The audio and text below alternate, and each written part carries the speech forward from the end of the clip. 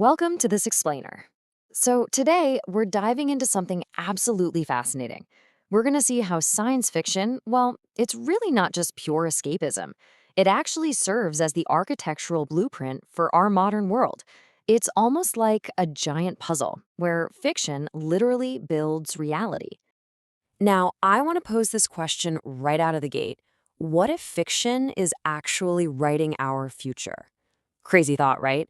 But it perfectly primes our imagination for this concept that scholars call cognitive estrangement.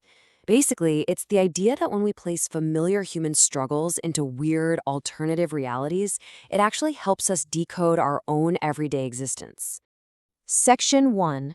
The Science Fiction Mirror, Reflecting Reality. Let's get into it. To really understand this, we've pulled from a massive archive of scholarly texts from the BiblioVault database. Think of these books like exhibits in a museum of the future. The material beautifully groups our deepest human anxieties into three distinct pillars. We've got technology and robotics, climate and catastrophe, and social dynamics. This is going to act as our roadmap for the rest of the explainer. Section 2. The Laws of Robotics, Fiction to Fact. Okay, we're going to look at the ultimate example of fiction shaping reality, and that is our relationship with artificial intelligence. Because honestly, you simply cannot talk about robots without bringing up Isaac Asimov. Back in 1942, in his short story Runaround, he famously introduced the three laws of robotics. These established a strictly human-centric framework. Basically, a robot cannot hurt a human, it absolutely must obey a human, and only then can it protect itself. This purely fictional idea ended up defining decades of real-world thought on machine ethics. Now, what's really fascinating here is the friction between fiction and actual applied science. You see, Asimov imagined obedient, subservient machines. But let's contrast that with the real-world rules created by robotics physicist Mark W. Tilden. Tilden actually called Asimov's laws wimpy, and instead created what he called wild laws for his robots. These rules encourage a silicon species to prioritize its own survival and continually search for better power sources at literally all costs. It's such a stark contrast, right? You have this fictional utopia bumping right up against the gritty reality of engineering autonomous survival. Section 3. Robot Ethics, Real-World Rules. We can actually track exactly how these speculative concepts made the leap from pulp magazines straight into modern corporate boardrooms. It starts with Asimov's imagination in 1942. Fast forward to 2011, and the UK's Engineering and Physical Sciences Research Council releases real-world mandates. They declared that humans are the responsible agents, and robots are strictly tools. No gray area. And that directly paved the way for tech titans to draft their own corporate guidelines, bringing us right up to Microsoft in 2016. That year, Microsoft CEO Satya Nadella laid out some foundational rules built squarely on this legacy. He stated that AI must assist humanity for sure, but it also must be transparent, have algorithmic accountability, and guard against bias. So today's tech leaders are quite literally drafting the real-life sequel to Asimov's work. They're trying to manage the exact same complexities that science fiction writers warned us about all those years ago. Moving on to Section 4. Climate and Catastrophe, Earth's Warnings. So the really crucial point to take away here is that sci-fi doesn't just predict cool gadgets. It has been warning us about our relationship with the planet for well over a century.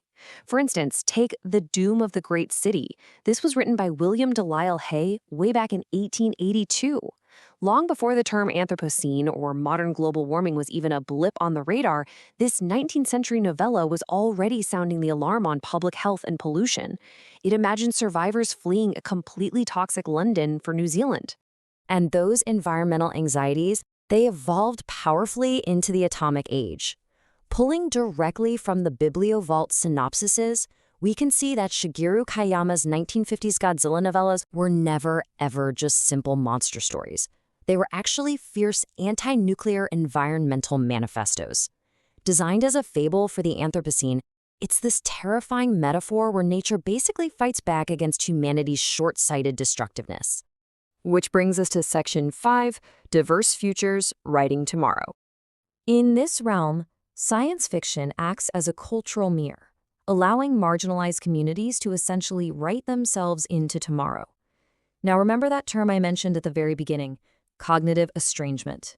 Well, the book Diverse Futures by Joyce Sanchez Taylor highlights this fascinating concept perfectly. She explains how authors of color dismantle Eurocentric norms by taking contemporary struggles and placing them into alien environments. By making the setting futuristic or fantastic, the real-world alienation of racially dominated groups just becomes crystal clear. It is a wildly powerful tool for social commentary. Andre M. Carrington's book Speculative Blackness builds on this so beautifully. He analyzes everything from Nichelle Nichols' groundbreaking role as Uhura in Star Trek to the leadership of a black captain in Deep Space Nine. He even goes back and recovers these overlooked 1950s black sci-fi fandoms and interrogates comic representations from Milestone Media. Ultimately, Carrington's work shows us exactly how the sci-fi genre dictates the meanings we ascribe to race in our popular imagination. And this kind of speculative work extends across so many different cultures. The anthology Walking the Clouds, edited by Grace L. Dillon, demonstrates how indigenous science fiction is used to reclaim cultural identity.